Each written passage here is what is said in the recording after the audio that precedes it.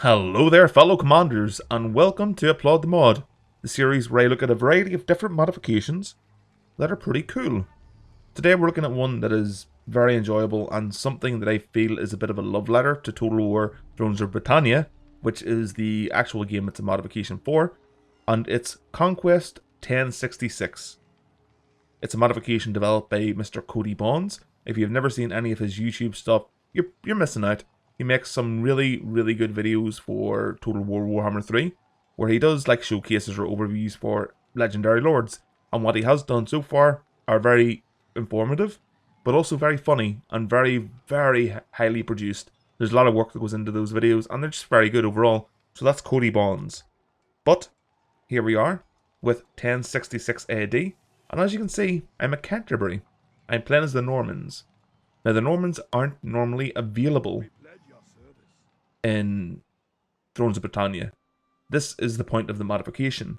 The modification actually allows you to play as Harald Hardrada, Norman the Conqueror, or as he's known in this game, Norman the Bastard. Not Norman the Bastard, William the Bastard, because he hasn't become a conqueror yet. But you can play as Wessex, Mercia, Northumbria, the Normans, the Irish factions, There's quite a lot available here, and it's a lot more detailed and just in-depth than Thrones of Britannia actually was in its vanilla form. In its vanilla form, it seemed a little bit aimless. There was a lot of hard work put into the game, but it just seemed like another saga title, or well, the first of the saga titles, and I suppose it ended up being the last. Was Troy a saga title? I don't know, but here we are. We've captured Canterbury, and we have two generals, right? William, he and his troops are currently recovering from taking Canterbury, and the way you do start as the Norman faction is out to sea. You have two fleets out here, and you need to move inland at your beachhead there, and you land, bring your troops in, capture this first settlement. This is what I did, of course. It seems like the obvious route, but I suppose you can do whatever you want. That's the point of Total War games, really, isn't it? But that's the reason this mod's so good. Not only does it have a lot of input from other modders, like the guys who worked on 1212 AD, some of their assets have been used in this modification, like shields and armor and stuff, which is awesome, because 1212 AD is probably, in my opinion, the best mod out there for Total War Attila. It's, of course, just by listening to the name 1212 AD, it brings Total War Attila forward to that medieval period, to the Dark Ages, and that's awesome. We don't have a medieval Total War 3 yet, which is really sad, but we have mods, and the modders are doing the Lord's good work. So I'm going to bring my second force here over and try and capture another settlement. I do want to show you guys battles, because they are very enjoyable in this, although they do still have some issues, and it's more unavoidable because it just comes with the territory when you're playing a Total War title. So, oh, an upgrade, okay. So we can train our warrior, spearmen, axemen, missile infantry. I mean, this force does have more spearmen, I suppose. But we do have a mix of swordsmen and axemen as well. But the thing is, with the Norman faction, of course, because they're French and they're coming over from Normandy, they have heavy cavalry. And I suppose this will be the earliest iteration of heavy cavalry for this part of the world. I'm not really sure though. But we have them. We have Norman heavy cavalry. And in this modification, I believe they are the best cavalry, at least the heaviest. And in this time period, of course, heavy cavalry won every fight. It wasn't until the English invented the longbow that the French started realizing that maybe heavy cavalry isn't going to win every battle for them. And of course, warfare evolved and things changed. Gunpowder took over, which it still has to this day, in fact. But let's end these turns, because we're going to have to move through some marshland there to get to the next settlement we're attacking. And I don't want to take too long, because my guys will take attrition from it. There's always some idiot that falls into a puddle and you'll never see him again. I mean, just look at the dead marshes in Lord of the Rings. A lot of stupid elves about. So let's move on over. Seems like I'm going to take attrition no matter where I go on my way over here. So let's just get underway, because a little bit further inland there, we're not really at risk.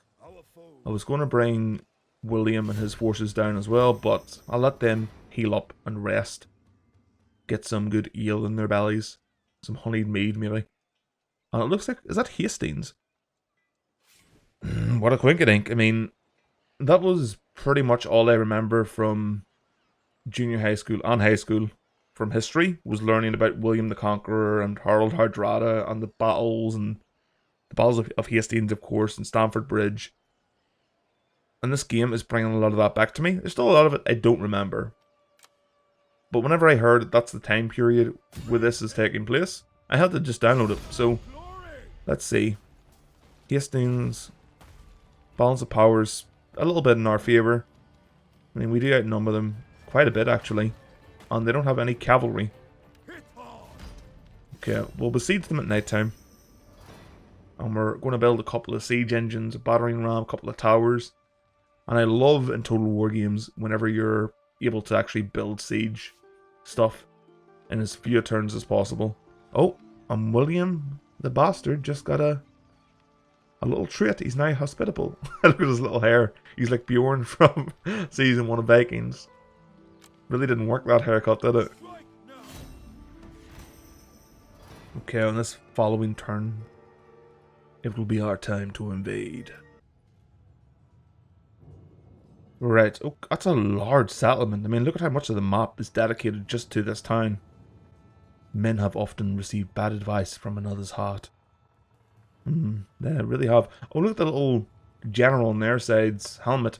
You can totally get where the influence for the dwarves in Peter Jackson's trilogy comes from, can't you? As well as, well, the Hobbits, I suppose. The Hobbit trilogy. That's awesome. It's a Saxon helmet, by the way. Right, so their forces... not that great. They do have archers and javelin men, skirmishers. We have that as well, although we don't have javelin men. We have crossbowmen. Right. I love how when it's nighttime in Total War games, it's not really, it's like day for night. Okay. Who do we have in our siege towers? Okay, there's a couple of dudes there that aren't all that heavily armoured. One of them's in command of a battering ram and the other a siege tower. I want my dudes with armour to be the actual ones, you know, commanding these siege weapons. Okay, let's change up who is in command of what and who's taking control of what. So in the previous battle, where I took Canterbury, we did lose a siege tower. It was basically the same setup. I think both armies are very similar in their layout and formatting. So what I want to do this time is maybe set my archers up front, even though they're very, very lightly armoured. It's not a good idea, I suppose. But I do want something else taking the fire, while our siege towers make it up to their walls and breach them. The archers, though, they have fire, yep, and they can take down those towers. They're not going to deal a great deal of fire damage very quickly, there's too few of them.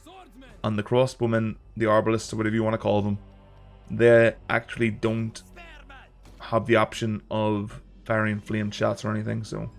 We'll move a couple of our spearmen here, and they have a spear wall, or a shield castle actually. Units cannot move whilst in this...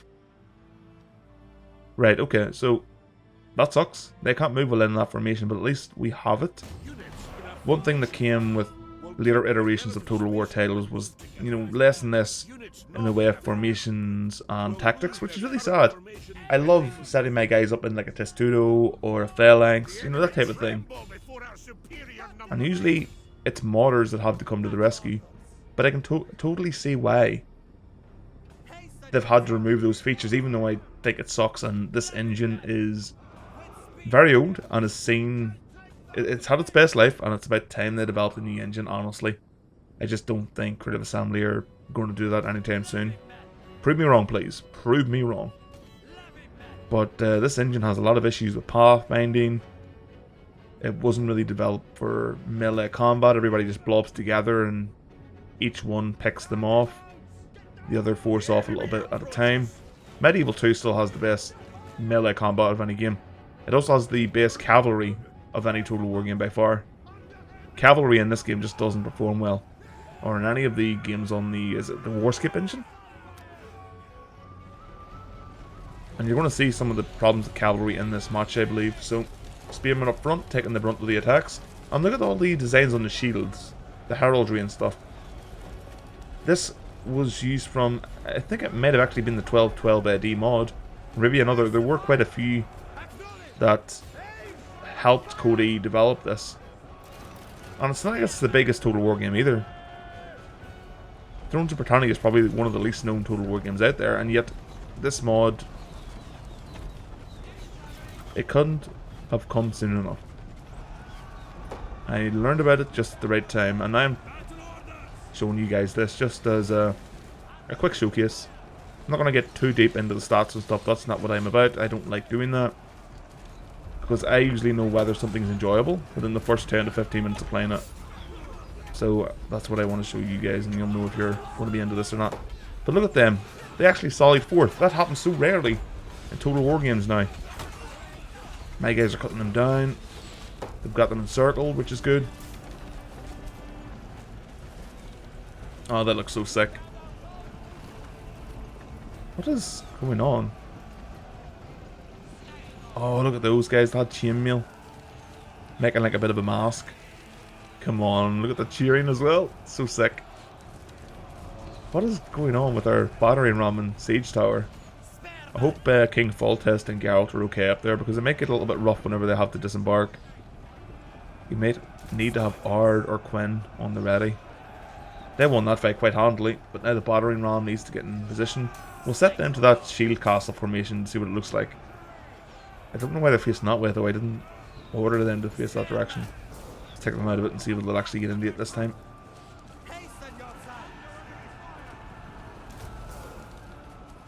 Nope.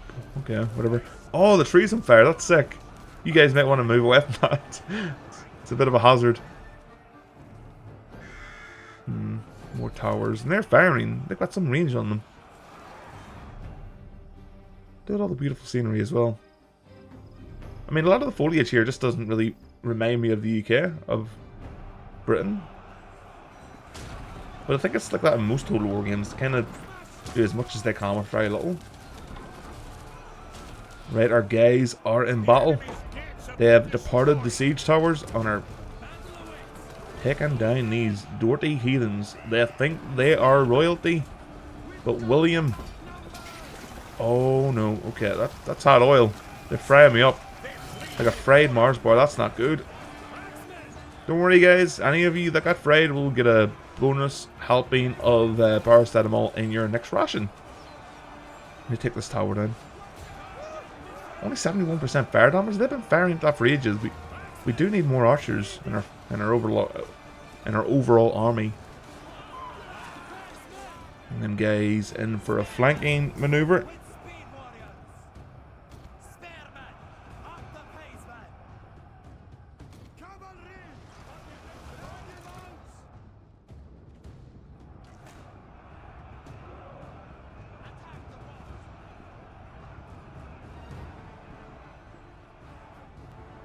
Look at how big it is. The settlements in this are massive. Canterbury was huge as well. Look at all the details. Some cabbages there, some barrels full of God knows what. And they don't really do that anymore in Total War games. Use like loads of assets to build up, make like cities and towns feel more lived in. And I can understand why. It is very restrictive when it comes to units in their pathfinding. But whenever every single Total War game has the same issue where pathfinding is just terrible, and you have to revert to having your units like have a 6-foot distance between them when they're in a formation or a shield wall. There's no COVID in Warhammer. Why are high elves having to stand that far apart from each other? They're immortal anyway. Disease doesn't affect them, I suppose. That's just one of my little nitpicks. I like to play the high elves sometimes in Total War Warhammer 3, and the fact that these spearmen, which are supposed to be a phalanx, really aren't a phalanx. Fix immersion like crazy. Oh, you guys thought you were going to run and regroup, did you? Not today. Let's bring our general in. The tower's still going. We'll have captured the actual gates by the time that thing burns. Oh, where'd you guys come from? What are they doing? There's archers that have sallied forth as well. Oh my god. Yeah, no shit, Sherlock. You guys need to run. Just keep running. They're demolishing the walls as they go as well. Those walls must have like 1 HP or something. Look at them.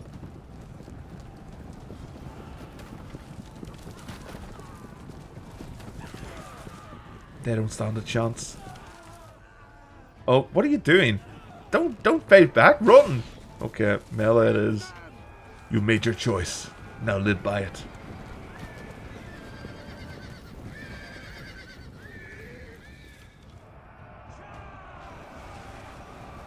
Oh my man, oh my god, not more than oil. Where are they getting all this? There must be like a McDonald's or a KFC supplying them with all this hot, greasy chicken, fat-soaked oil.